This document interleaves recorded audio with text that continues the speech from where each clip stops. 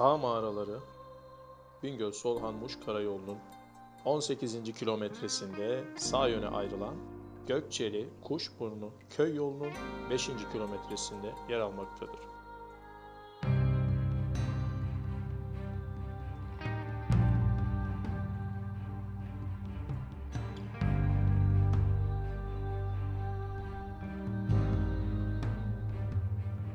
Dağ mağaraları, sırtı dağa yaslanmış olan doğal kayalık kütlenin ön cephesinde, kayalık alanın hemen tamamına yayılmış olan odalardan oluşmaktadır.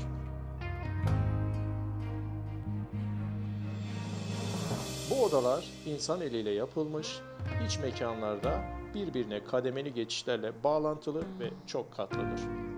Milattan sonra 5. yüzyıl başlarına erken Hristiyanlık dönemine tarihlenmektedir. Söz konusu mağaralar olasılıkla bu tarihlerde Roma İmparatorluğu'nun baskısı altında olan Hristiyan inancına sahip toplulukların gizli yerleşim, yaşam ve ibadet alanı olarak kullanılmıştır.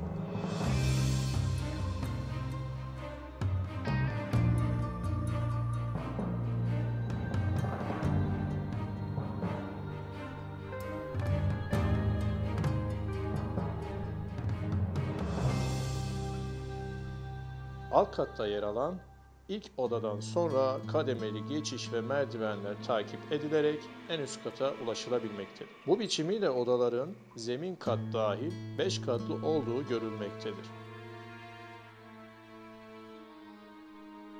Bazı odalarda bulunan ana kaya tabanına oyulmuş ve içleri sıvalı küp biçimindeki çukurlar tahıl ve yağ, içki benzeri sıvı deposu olarak kullanılmıştır.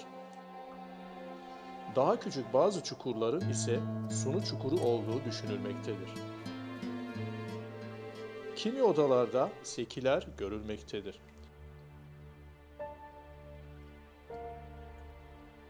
Bu verilere göre odaların bir kısmının günlük yaşam alanı, bir kısmının mutfak, kiler, depo, bir kısmının ise ibadet alanı olarak kullanıldığı anlaşılmaktadır.